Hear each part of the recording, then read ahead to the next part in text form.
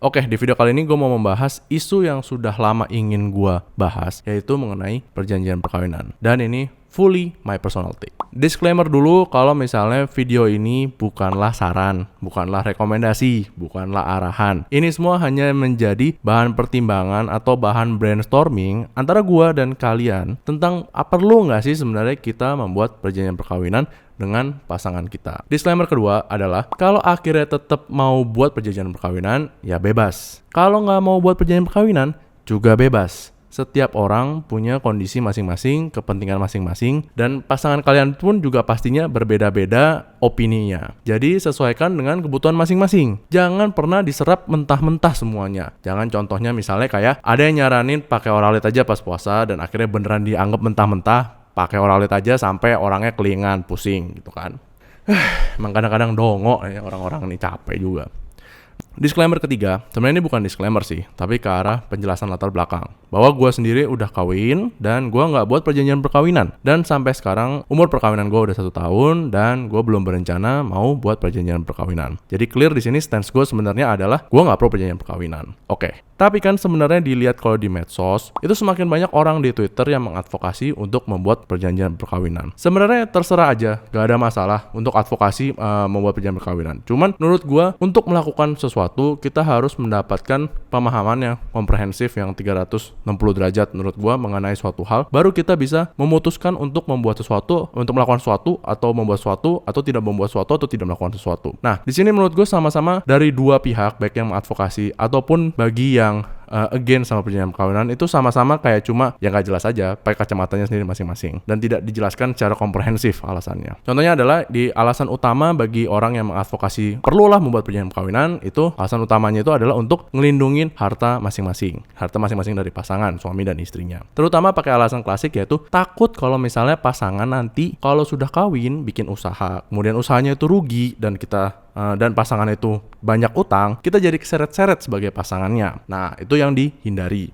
Nah, narasi ini dibuat untuk melawan narasi yang anti perjanjian perkawinan atau kontra perjanjian perkawinan, karena alasannya adalah kalau misalnya bikin perjanjian perkawinan, itu kesannya kita udah suuzon aja nih, kita udah mikirin bakal cerai. Menurut gua ini keduanya pandangannya sangat ada di surface level, sangat di permukaan. Ini kurang menggali apa sebenarnya sih pentingan dan keperluan untuk membuat perjanjian perkawinan dan apa considerations yang cukup dalam untuk membuat perjanjian perkawinan. Nah, di sini mau gue bahas, di dalam video ini gue mau bahas apa sebenarnya pertimbangan-pertimbangan yang harus kita pikirin sebelum kita akhirnya oke, gue mau buat perjanjian perkawinan atau enggak, gue nggak mau buat perjanjian perkawinan. Jangan sampai kita akhirnya cuma ngikut-ngikutin orang yang bahkan kita nggak kenal. Yaitu kan banyak kan adalah influencer. Ngapain kita dengerin? Termasuk lu juga sebenarnya nggak perlu telan ide dari gue juga mentah-mentah. Tapi ini jadikan bahan brainstorming lu sendiri, brainstorming sama pasangan untuk membuat, oh iya ya, kita coba ya, ternyata ada aspek ini dan aspek itu. Oke, kita mulai aja. Oke, sebelum masuk lebih dalam lagi, gue mau jelasin sedikit mengenai ketentuan hukumnya, sedikit aja ya, karena mau nggak mau ya kan,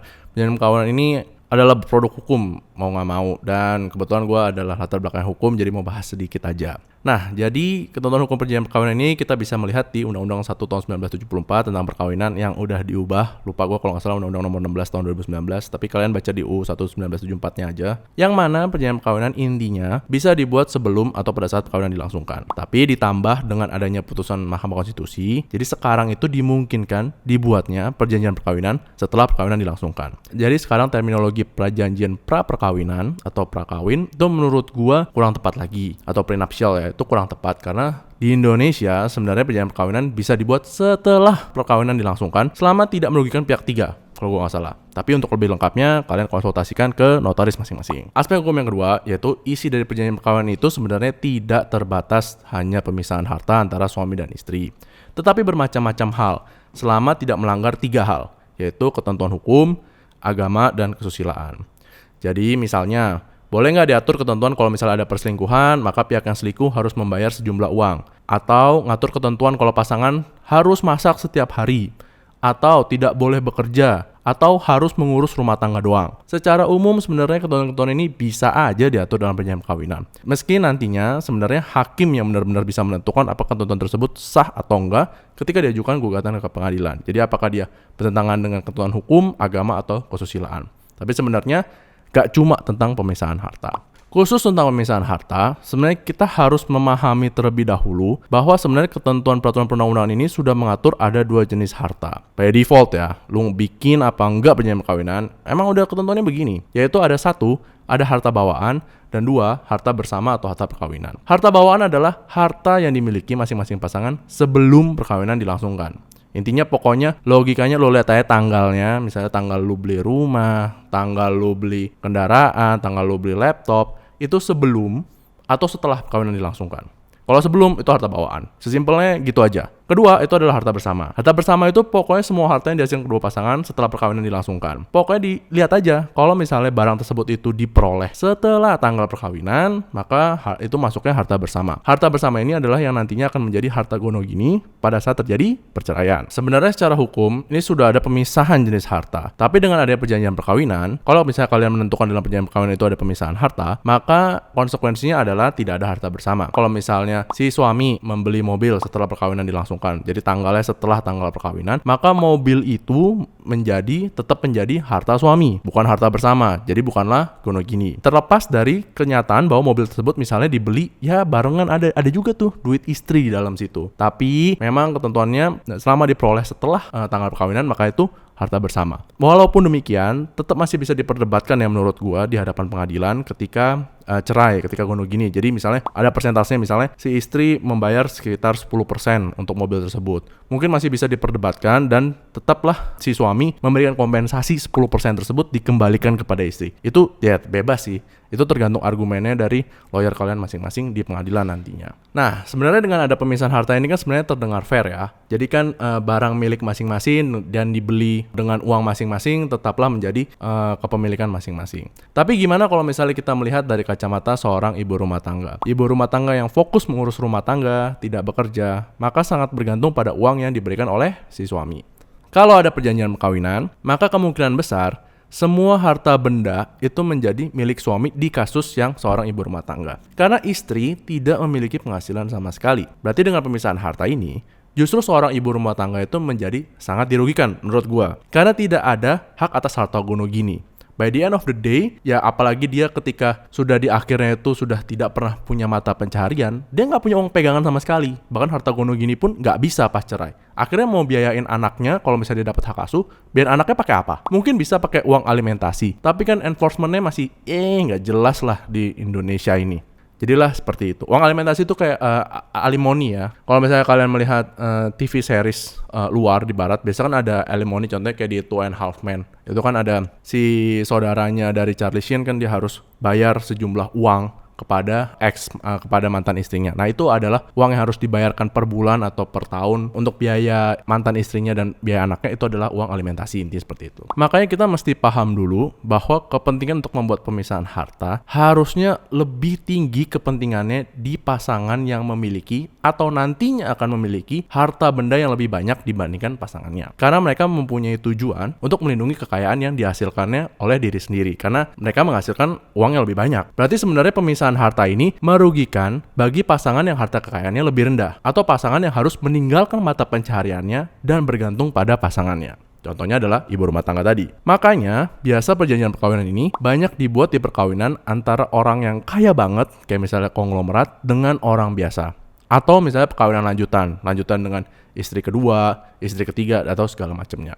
Maka itu, dengan adanya harta gonogini, sebenarnya secara normatif, kalau menurut pandangan gue ya, pasangan yang menghasilkan kekayaan lebih rendah atau tidak menghasilkan sama sekali, itu lebih terlindungi. Jadi ini menjadi bahan pertimbangan kita. Jadi nggak semuanya itu kayak black and white. Ini semua harus kita masukkan dalam pertimbangan. Kalian juga harus bisa memikirkan apakah sebenarnya diri kalian itu akan lebih kaya atau tidak dibandingkan dengan pasangan, untuk menentukan perlukah membuat perjanjian perkawinan atau tidak. Tapi sebenarnya kan ada argumen kita lakukan pemisahan harta untuk melindungi kerugian dari pasangan. Kalau misalnya pasangan bikin usaha terus habis itu kelilit utang, kita jadi nggak ikut kelilit utang. Oke, mari kita bahas ini. Menurut gua, risiko kerugian ini mudah sekali dihindari dengan cara membuat entitas perusahaan khusus ketika mau memulai bisnis atau usaha. Misalnya adalah membuat PT atau perseroan terbatas. Sekarang PT itu bisa loh dibuat oleh seorang diri, yaitu PT Perorangan. Terima kasih Omnibus Law, terima kasih OSS. Persyaratannya pun gampang, gak ada minimal modal, tinggal bayar vendor aja kalau lu males. buat PT 5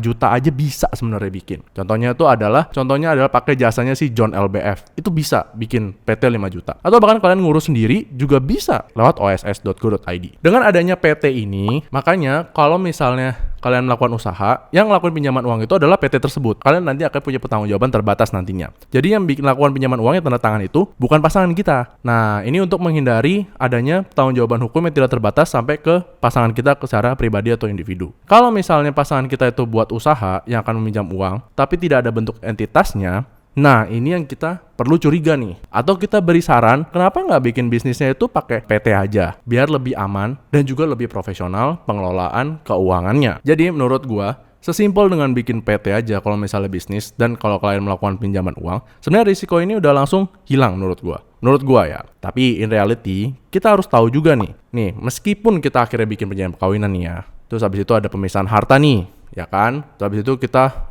pasangan kita akhirnya ya beneran nih akhirnya terlilit utang dan segala macamnya gitu kan. Apakah kenyataannya debt collector yang di hire sama kreditur itu akan peduli ketika kita bilang, oh saya ada pemisahan harta, kalian nggak bisa ya sita harta saya seenaknya? Yang biasanya terjadi adalah hukum rimba yang bermain. Dan ya yang datang itu pasti orang-orang ya badan-badannya gede mau ngambil, habis itu bakal ngancem kalian, habis itu diambil semuanya, dijarah barang-barang kalian ya, dan begitulah kenyataannya. Yaitu harsh truth-nya. Jadi das Saulen das Sen lah. Apa yang diharapkan seharusnya idealnya dalam hukum itu tidak selalu terjadi. Nah, jadi menurut gue walaupun ada pemisahan harta pun, terkadang orang-orang yang udah clear utang itu, mereka pasti bisa mencari cara di luar hukum untuk mengambil kembali bagian dari utangnya atau piutangnya. Sekarang kita bahas yang isu kedua, yaitu mengenai perselingkuhan. Tapi gimana sih misalnya kan dengan fungsi perjanjian perkawinan buat ngatur denda kalau misalnya pasangan kita selingkuh? Bukankah itu adalah hal yang bagus buat suami dan istri biar kita tuh lebih berkomitmen untuk setia dengan satu sama lain? Masalahnya itu bukan sama ketentuan dalam perjanjian perkawinannya. Sebenarnya bisa aja diatur. Misalnya kalau ada perselingkuhan, pasangan yang melakukan perselingkuhan itu bisa diatur dendanya. Tapi gimana sama enforceability-nya? Keberlakuannya gimana? Sekarang gini, kalian mendefinisikan nggak apa itu selingkuh? Selingkuh itu apakah harus berhubungan seksual dulu baru bisa dianggap selingkuh? Atau apakah dengan chat yang lucu-lucu pakai emot-emot gitu dan kayak ganjen-ganjen gitu bisa dianggap selingkuh? Atau misalnya nganterin pulang lawan jenis itu bisa dianggap selingkuh juga. Kalian harus sudah setuju dulu mengenai definisi selingkuh ini dan dituangkan di dalam perjanjian perkawinan. Taruhlah kalau kalian benar-benar mendefinisikan perselingkuhan secara kaku, secara rigid ya di dalam perjanjian perkawinan. Kalian tulis tuh, selingkuh tuh adalah begini, ada hubungan badan, dan sekalian. Oke. Nah sekarang, gimana kalian cara membuktikan ada perselingkuhan? Nah, harus tertangkap basah nggak? Kalau kalian mengatur definisinya perselingkuhan itu adalah harus ada hubungan seksual, berarti apakah harus tertangkap basah? Apakah harus ada videonya? Apakah omongan atau gosip dari orang-orang lain itu sebenarnya atau kesaksian ya, itu benar-benar bisa dijadiin bukti yang sahih nggak? Atau kalian berapa saksi yang diperlukan? Satu saksi doang emang cukup? Atau misalnya haruskah ada pengakuan dari pasangan yang selingkuh di atas kertas, habis itu di atas meterai? Bagaimana gitu? Contohnya ini adalah ada satu pengakuan perselingkuhan yang gue cukup kaget ya pas baca, itu adalah dari Ahmad Dhani dengan Maya Estianty. Dan ternyata katanya dari Ahmad Dhani sih sebenarnya Maya udah pernah nih tanda tangan di atas meterai pernyataan kalau dia memang dulu selingkuh. Itu gue nggak tahu enforceability-nya juga seperti apa. Jadi kan sebenarnya susah kan membuktikan perselingkuhan itu bagaimana. Kalau kalian mau benar-benar sahih, dalam arti tidak bisa di-refute oleh pihak pasangan kalian yang melakukan perselingkuhan, tidak bisa dibantah. Nah, oke lah. Walaupun akhirnya udah diakuin nih ada perselingkuhan, gimana cara eksekusinya? Ya kan, misalnya pasangannya yang selingkuh oke lah, udah ngomong kayak gue selingkuh. Cara eksekusi biar dia bayar dendanya gimana? Apakah kita harus ngajuin gugatan lagi biar bisa ke pengadilan kita minta jurusita buat sita asetnya? Atau emang sejak dari awal perkawinan udah ditaruh sejumlah uang denda misalnya 500 juta, udah kita taruh nih di rekening kustodian. Pokoknya kalau misalnya ada perselingkuhan, ini duit akan cair kepada pihak yang disakitin gitu. Nah, jadinya ketentuan-ketentuan seperti ini menurut gue akan merepotkan diri sendiri kan pada akhirnya. Ya balik lagi, menurut gua ketentuan kayak gini itu harus melakukan hal-hal lainnya. Jadi extra mile yang harus kita lakukan untuk mendapatkan apa yang menjadi hak kita. Cuman kalau misalnya kalian merasa kayak perlu ketentuan ini untuk melakukan perlindungan, silahkan. Gua nggak masalah. Sebagai anak hukum gua melihat ya susah gitu loh. Pada akhirnya menurut gue ini akan bisa terjadi kalau masing-masing itu ya masing-masing kayak semacam gentle lah. Jadi kayak ya oke, gue salah, gue ngakuin kesalahan gue, oke, gue bayar. Tapi kalau misalnya emang apa ya, kalau misalnya orangnya pada dasarnya, jadi gini, kebanyakan kan orang bikin perjanjian perkawinan itu karena nggak percaya sama pasangannya. Nggak semua seperti itu tentu, tapi memang ada yang tidak percaya. Makanya dia membuat perjanjian perkawinan, jadi membuat sesuatu yang hitam di atas putih kan. Nah, kalau misalnya orang yang pada akhirnya gentle dan lu tahu orangnya itu gentle, ya sebenarnya nggak perlu perjanjian perkawinan, lu minta aja di dalam gono gininya, ya kan? Nah, itulah kenapa pada akhirnya menurut gua lebih penting untuk melakukan background checking pasangan dibanding kalian capek-capek bikin perjanjian perkawinan. Tapi ya bebas, kalau memang kalian merasa perlu perlindungan ekstra, go for it, terserah. Nah, kalau misalnya gua sih merasa nggak perlu. Kenapa nggak perlu? Salah satu drawback yang jarang dibahas mengenai perjanjian perkawinan, kenapa gua malas bikin perjanjian perkawinan itu adalah mengenai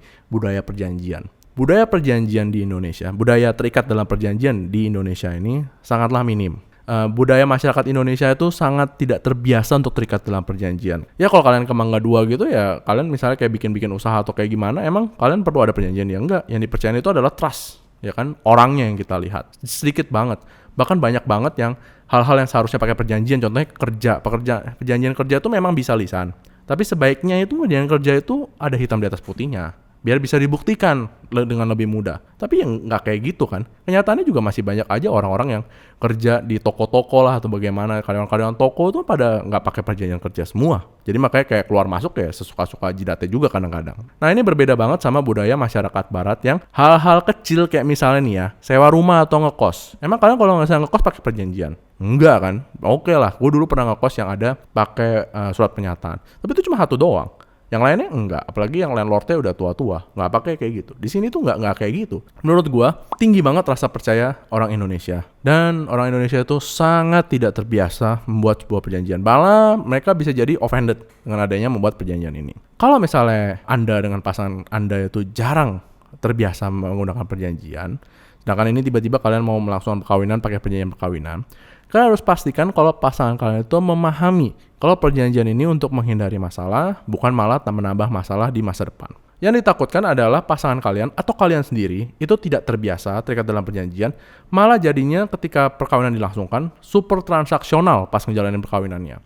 Apalagi kalau diatur-atur hal-hal yang trivia ya di dalam kehidupan sehari-hari. Boleh aja loh diatur dalam perjanjian perkawinan, misalnya kayak pasangan harus bangun jam 6 pagi setiap harinya untuk membuat kopi. Bisa aja lo atur, nggak ada masalah kan? Karena kan batasannya adalah hukum, kesusilaan sama agama. Atau misalnya pasangan harus nutup dudukan kloset setelah dipakai setiap saatnya. Nah, jadinya ini pada akhirnya menurut gue hubungannya itu akan terlalu pragmatis, terlalu transaksional. Yang nggak masalah sih kalau misalnya kalian sudah siap untuk punya hubungan yang pragmatis seperti ini. Tapi kalau kayak gue memang pengen punya hubungan yang romantis. Gue pengen merasa hubungan yang ada komunikasinya. Jadi gue menghindari hal ini. Be aware sama salah satu drawback ini mengenai budaya perjanjian. Yang mana jarang banget menurut gue dibahas di dalam diskusi mengenai perjanjian perkawinan. Cuman memang gue akuin bahwa ada beberapa kondisi yang perlu banget ada perjanjian perkawinan. Contohnya itu buat yang mutlak harus perjanjian perkawinan itu adalah mereka yang kawin dengan warga negara asing. Karena ada hubungannya sama kepemilikan properti bagi si warga negara Indonesia yang nikah dengan warga negara asing itu kalau mau punya properti di Indonesia, terutama sertifikat hak milik. Keuntungan mutlak lainnya dari perjanjian perkawinan adalah kalau misalnya pasangan lu itu adalah pebisnis yang sangat sibuk dan sering tanda tangan perjanjian, misalnya CEO atau misalnya gue nggak tahu lah pejabat-pejabat penting ya.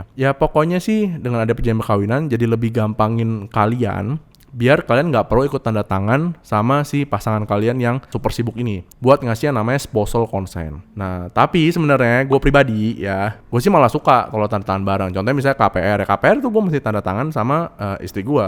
Kenapa gue lebih suka biar tanda tangan bareng, datang ke bank bareng dan tanda tangan bareng, biar pasangan gue juga paham gue sebenarnya tanda tangan apaan sih, ya kan? Itu kan sebenarnya bentuk transparansi. Nah kalau misalnya kalian ada pemisahan harta, misalnya kayak kalian nggak tahu, ya udah pasangan juga nggak tahu, bisa jadi kan nggak ngomong kalau misalnya gue tanda tangan ini, gue tanda tangan ini, minjem uang dan segala macam, kalian nggak tahu gitu. Tahu-taunya ternyata pasangan kalian itu tanda tangan transaksi yang visi. Karena pada akhirnya juga ya kasihan kan sama kalian gitu loh, yang sebenarnya tahu apa yang sebenarnya terjadi terkait dengan perjanjian, nggak tahu pasangan kalian itu tanda tangan hal apa aja yang mempunyai dampak atau implikasi kepada harta kekayaan kalian. Ya, jadi itu adalah beberapa alasan-alasan yang sebenarnya pro banget lah. Jadi maksud gue itu sudah tidak bisa didinai lah untuk keuntungan dalam membuat perjanjian perkawinan. Itu menurut gue. Tapi kalau hal-hal yang lain, menurut gue pemisahan harta dan hal perselingkuhan, ya menurut gue masih debatable lah. Masih ada room for debate lah untuk hal itu. Nah, kalau gue sendiri, kenapa gue akhirnya nggak bikin perjanjian perkawinan? Padahal gue anak hukum. Itu loh, gue mempunyai literasi mengenai perjanjian perkawinan. Ya, walaupun tidak terlalu sampai terekspos banyak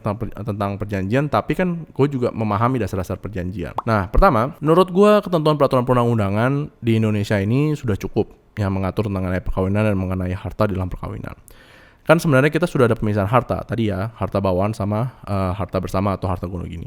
Dan harta gono gini ini kan sebenarnya melindungi masing-masing pihak sebenarnya menurut gua. Dan kayak gue bilang, kalau misalnya perjanjian perkawinan ini sebenarnya yang pemisahan harta ya, lebih melindungi pasangan yang sekiranya memiliki harta atau aset yang lebih banyak dibandingin kalian sendiri. Nah, sedangkan di kondisi gue nggak gitu. Dan menurut gue gono gini lebih melindungi kalau misalnya kalian yang punya levelnya itu sama. Dan itu menurut gue itu justru lebih fair kalau misalnya emang ada harta bersama atau harta gono gini yang dibagi. Nah, sedangkan untuk ketentuan yang sifatnya pidana ya, karena kan bisa diatur ya di dalam ketentuan perjanjian perkawinan, bukan masalah ketentuan pidana, tapi kayak kalau misalnya ada pasangan yang melakukan KDRT, maka bisa dilakukan membayar denda dan segala macam. Itu sebenarnya bisa aja diatur. Cuman sekali lagi enforcement rada ribet menurut gue. Dan sebenarnya ketentuan peraturan perundang-undangan kita sebenarnya udah ngatur juga tentang terkait KDRT di UU PKDRT. Jadi sebenarnya udah ada aturan undang-undangnya. Ya, jadi menurut gue nggak perlu lagi lah sebenarnya dibuat di perjanjian perkawinan. Sedangkan kalau misalnya risiko selingkuh,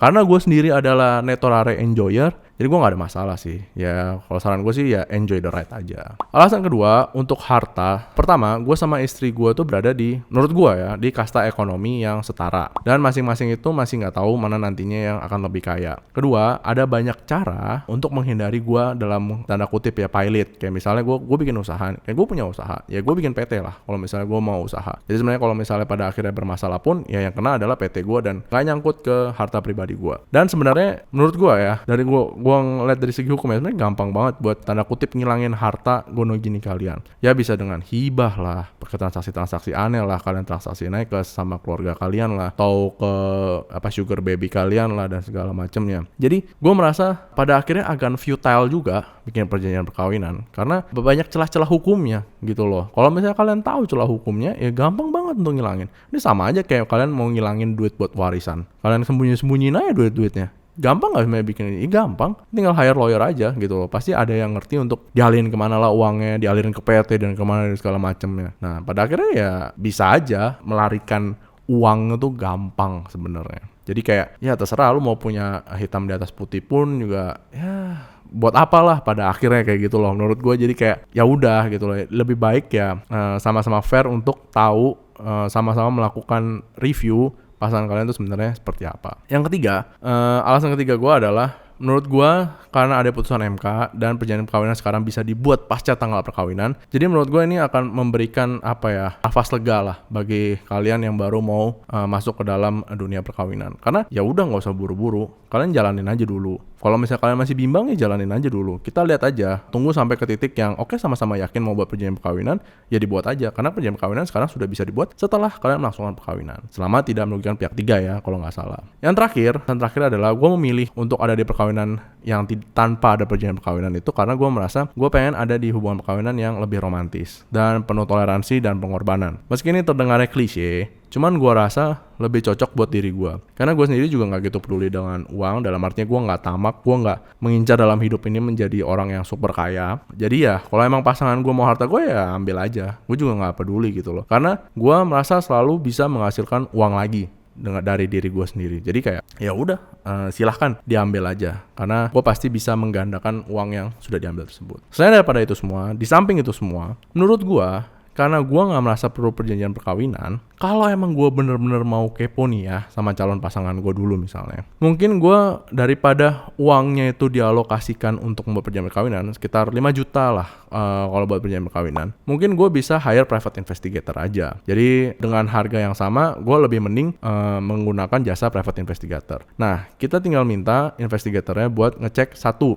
BI checkingnya. Kalau emang pasangan kalian tuh beneran ada kredit nunggak atau enggak, atau ternyata kreditnya tuh lancar, jadi tuh kalian tahu mereka tuh sebenarnya kelilit utang apa enggak, ya kan, main judi apa enggak, segala macemnya tuh dicek tuh semua keuangannya.